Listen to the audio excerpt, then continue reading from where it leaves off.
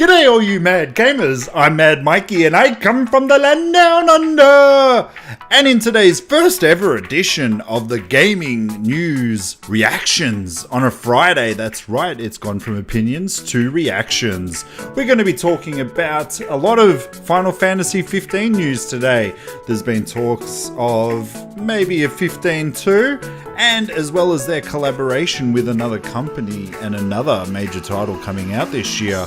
And we'll be back with the quick news, which we'll be talking about the Xbox One Scorpio sales, or the Xbox One X, whatever you'd like to call it, as well as Microsoft trying to be nice with the PlayStation 4. And there's a little bit more, so guys, don't forget it's not just the gaming news, it's my reaction and opinions. Mad Mikeey Gaming.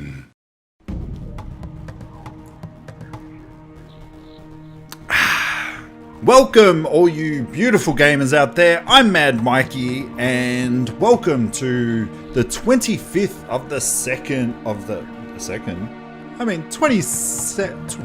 man, I'm all over the place now. It's Friday, it's the 25th of August edition of the Gaming News Reactions, and what this is I just go around the internet, look at all these bits of news that is out there, I grab some things out that I find interesting, and then I deliver them to you with my reaction and opinion.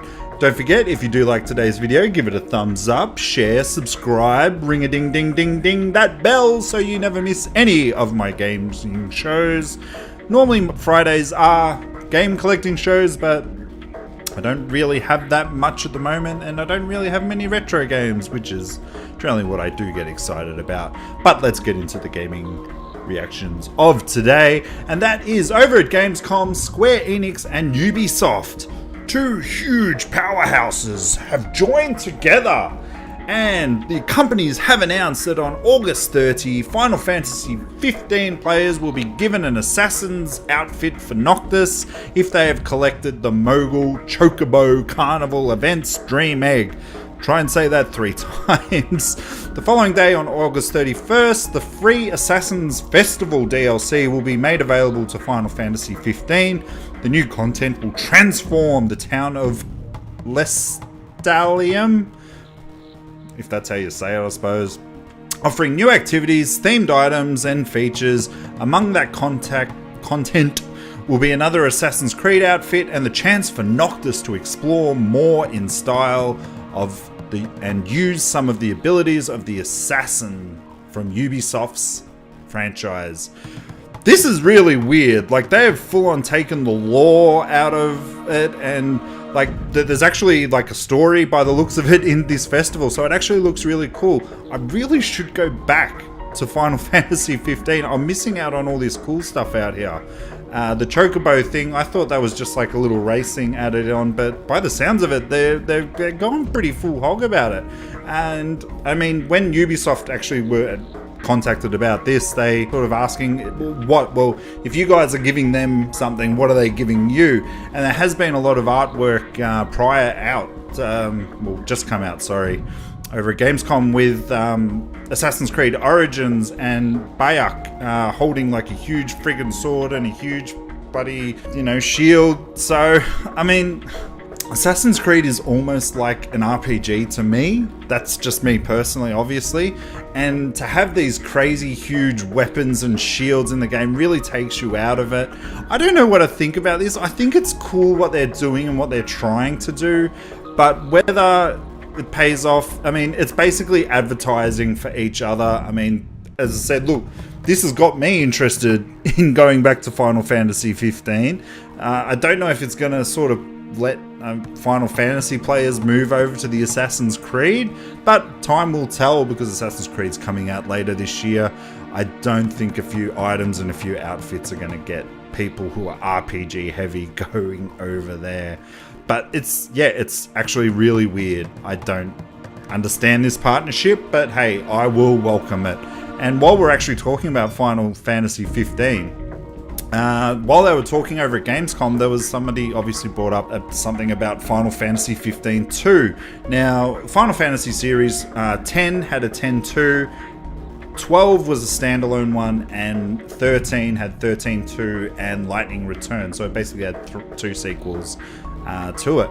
Now, they quoted as saying, if you do a full-on sequel model of expanding an IP or a series, it's good in certain ways. The negative is that there's a large open period where you're not releasing anything. In that period, you get people move away, and their attachment to the franchise dissipates a little bit. If we had tried to do that as a traditional full-scale sequel, that would have been very difficult. But it works really well in keeping that continued relationship with our fans. Now, whoever asks this question, you need to calm your farm, buddy.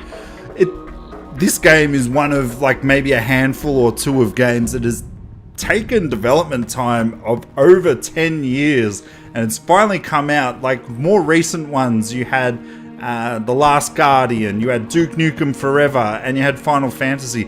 Final Fantasy is the only decent one that has come out. I mean, look, Last Guardian was fine. It got good reviews, but let's face it, it was probably not like as Final Fantasy. Games that take this long to bring out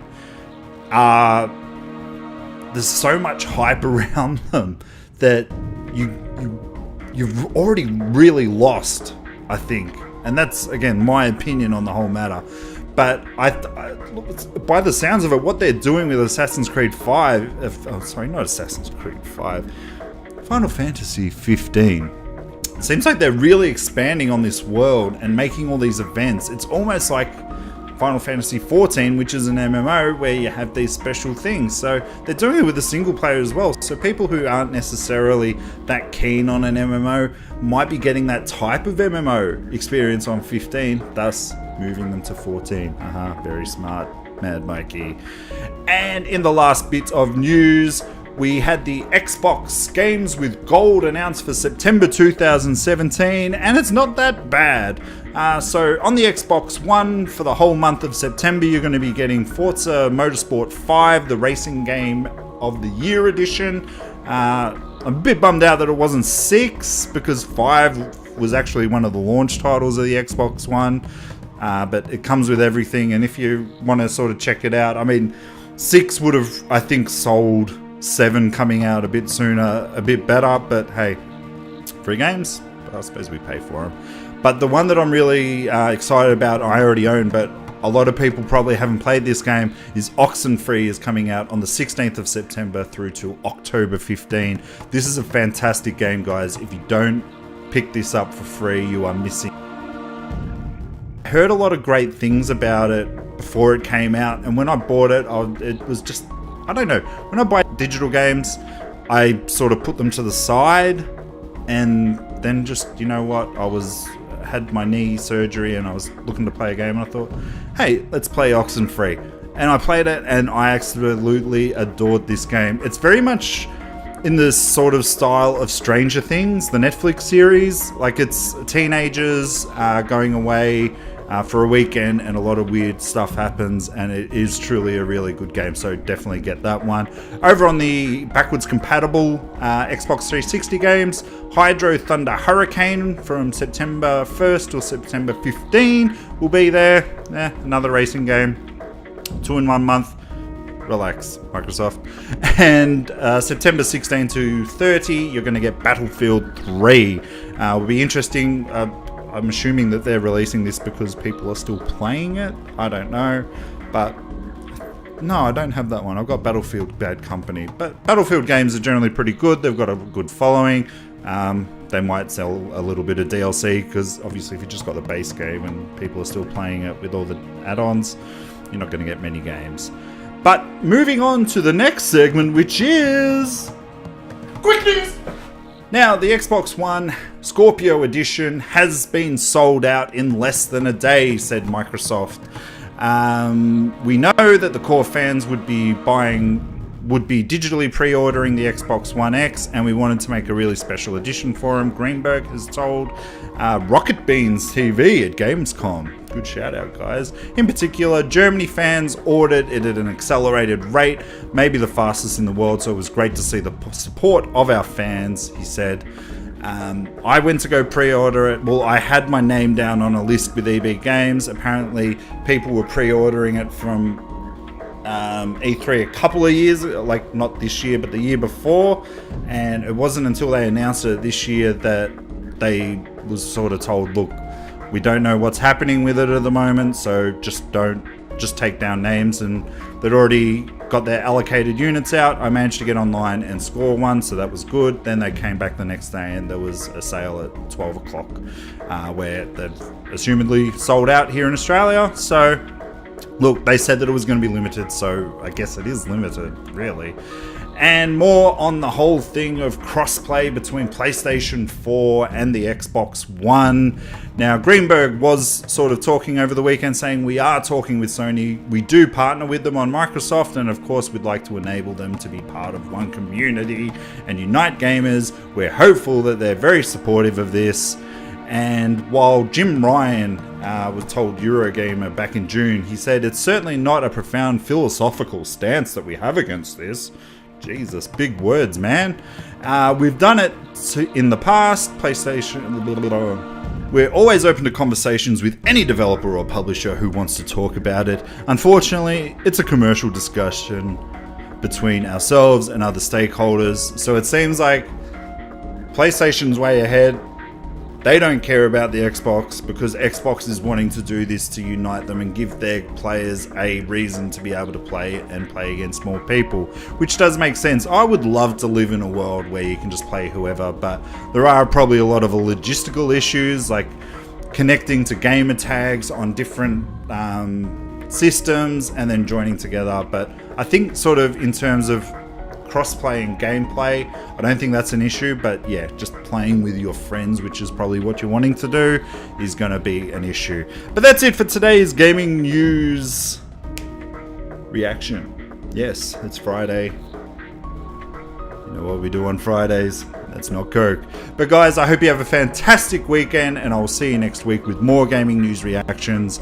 I'm Mad Mikey. Like this video if you did like it. Comment on the section below if you've got any of your own reactions to any of these. Final Fantasy was the big one today, so if you're a Final Fantasy fan, please don't hesitate to let me know and maybe fill me in on what's going on 15, because when I finished the game, I stopped playing it. But I hope you guys all have a great weekend gaming, and I will see you next week. Bye guys.